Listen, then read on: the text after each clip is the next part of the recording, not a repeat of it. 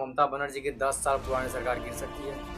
क्या बीजेपी पहली बार बंगाल में अपना सत्ता हासिल कर सकती है? क्या 2029 के चुनाव में पूरा राजनीति की दिशा बदल सकती है? दोस्तों, आज की इस वीडियो में हम आपको बताएंगे कि वेस्ट बंगाल की लेजिस्लेटिव असेंबली ऑफ इलेक्शन 2026 में क्या चल रहा है, क्या नहीं चल रहा है। पूरा सच्चाई के साथ जो आपको न्यूज़ बताती नहीं है वो मैं बताऊँगा आपको। दोस्तों, आज हम आपको पूरी सच्चाई बताएंगे, वो भी बिना प्रोपेगेंडा के साथ। दोस्तों, वीडियो में बने रहिए और चैनल को। नमस्कार दोस्तों, और मेरे मुसलमान भाई को अस्सलाम वालेकुम।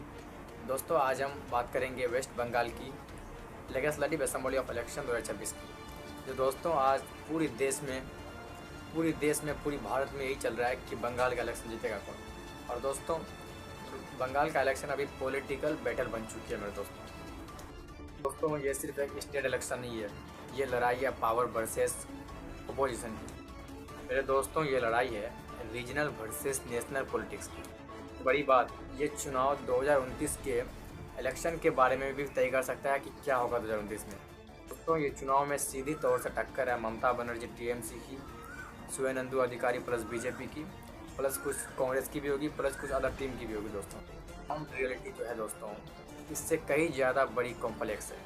दोस्तों, सबसे पहला सवाल, इलेक्शन स्ट्रक्चर एंड स्ट्रेटेजी। दोस्तों, अब सबसे बड़ी बात ये है कि वेस्ट बंगाल में कुल सीट जो है वो 294 है।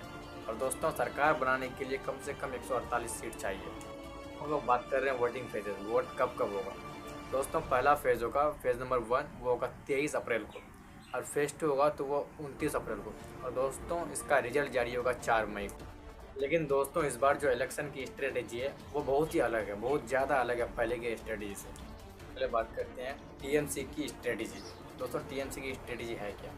दोस्तों, मैं आपको बता दूं, टीएमसी एक पार्टी जो है ममता बनर्जी की, तो ममता बनर्जी कहते हैं कि वे बंगाल की पार्टी के रूप में पेश करती है। और दोस्तों, ममता बनर्जी का सबसे खास बात ये है कि वो वहाँ का कन्या उत्थान, जो गर्ल्स एजुकेशन होता है उस पर ध्यान देता है। जो शादी हो गई है उसको भी ध्यान देता है, उसका भी इनकम आना चाहिए, कैसे 2500 रुपये महीना देता है। और दोस्तों, जो वहाँ की लेडीज़ है उसको बढ़ावा बहुत देता है वो, इसलिए ममता बनर्जी को वहाँ इमोशनली कनेक्ट हो जाता है, उसको वोट मिल जाता है। तो सवाल नंबर दूसरा, ममता वर्सेस बीजेपी रियल बैटल। सबसे बड़ी सवाल यही है दोस्तों। तो ममता बनर्जी वेस्ट बंगाल की सबसे पावरफुल लीडर में से एक है, वो सबसे पावरफुल लीडर है। वो दोस्तों लोगों से इमोशनली कनेक्ट हो जाता है, उसके अंदर वो बहुत ही क्वालिटी है बंगाल के लिए कि वो वेस्ट बंगाल को बढ़िया चला सकता है। तो कुछ चैलेंजेस भी है दोस्तों। ममता बनर्जी की सरकार आपको जानते हैं कि 10 साल रही है, कुछ लॉ एंड इशू का चैलेंजेस है। तो बात कर रहे हैं दूसरी तरफ बीजेपी की। दोस्तों, बीजेपी की तरफ से लड़ेगा सुवेंदु अधिकारी, जो पहले टीएमसी में थे, ममता बनर्जी के अधिकारी में थे। अब दोस्तों, वो सबसे बड़ा जो ममता बनर्जी का अपोजिशन पार्टी बन गया, वो सुवेंदु अधिकारी बन गए, जो पहले टीएमसी में रहते। उत्साह लगातार रैली में रैली करे जा रहे हैं, और मोदी की भी लगातार रैलियाँ निकली जा रही है। मोदी भी वेस्ट बंगाल पूरा चक्कर मार रहे हैं, और मोदी की रैलियाँ में एम्बुलेंस रहना बहुत ज़रूरी है मेरे दोस्तों। आप एक बात, बीजेपी का फुल एम है कि बंगाल की राजनीति में से टीएमसी को हटाना और बंगाल में बीजेपी की फुल मेजॉरिटी बनाना। और ये लगता है कि लगभग 10% तक सही हो सकता है, 90% हो ही नहीं सकता, क्योंकि वेस्ट बंगाल का लीडर, पावरफुल लीडर जो है वो ममता बनर्जी है। ममता दीदी, वहाँ का ब्रांड है उसका दीदी। दोस्तों, हम लोग बात कर रहे हैं ग्राउंड रियलिटी। दोस्तों, जो वेस्ट बंगाल का गाँव साइड है, थोड़ा सा फार्मिंग इलाका, खेती बाड़ी जहाँ होता है, वहाँ जो है टीएमसी का दबदबा बहुत ही ज़्यादा है। टीएमसी वहाँ का वोटिंग पावर बहुत स्ट्रॉन्ग है।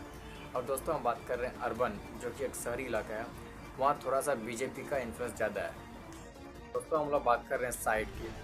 दोस्तों, नॉर्थ बंगाल में जो है वो थोड़ा सा बीजेपी का दबदबा है, लेकिन साउथ बंगाल में पूरा की पूरा टीएमसी का है। नॉर्थ में भी कुछ है, लेकिन थोड़ा सा बीजेपी का नॉर्थ में ज़्यादा है। तो ये इलेक्शन पूरी तरह से रीजन वाइज डिवाइडेड बन चुकी है। अब दोस्तों, देखना ये है कि सरकार किसकी बनती है इलेक्शन में, वेस्ट बंगाल में सरकार किसकी बनती है। अब दोस्तों, सवाल नंबर तीसरा, violence, security and election commission. तो वेस्ट बंगाल के इलेक्शन काफ़ी ज़्यादा सेंसिटिव होते हैं। और दोस्तों, आपको एक बात बता दूं, इस बार इलेक्शन कमीशन ने 8000 प्लस इलेक्शन बूथ को घोषित किया गया है। वहाँ पे फेडरल फोर्सेस की हेवी डिप्लॉयमेंट है, कास्टिंग प्लस एआई सर्वेलांस का भी इंतजाम किया गया है वहाँ पे। दोस्तों, हम लोग रिसेंट इंसिडेंट की बात कर रहे हैं, पर वर्कर्स पे वहाँ पे अटैक हुआ था, पॉलिटिकल क्लैशेस हुआ था, फायरिंग हुआ था। जितना भी इंसिडेंट हो रहा है, ये सब वोटर टर्नआउट को अफेक्ट कर सकता है मेरे दोस्तों। अगर दोस्तों वायलेंस होता है तो वोटर टर्नआउट गिर सकता है। और अगर पीस हो सकता है, शांति अगर है सब में, तो फिर से पहले जैसा प्रिडिक्टेबल हो जाएगा दोस्तों, शांति हो जाएगा। दोस्तों सबसे इम्पोर्टेंट सवाल नंबर 5वां। सवाल नंबर 5वां ये है कि सीट का अनुमान और प्रिडिक्शन कौन जीतेगा नहीं जीतेगा इलेक्शन। दोस्तों टर्न आउट हाई रहा तो टीएमसी को फ़ायदा होगा, और अगर टर्न आउट पोलराइजेशन रहा तो बीजेपी को फ़ायदा होगा। दोस्तों कुछ रिपोर्ट्स ने अनुमान लगाया कि किसको कितना वोट मिलेगा, आपको मैं बता रहा हूँ।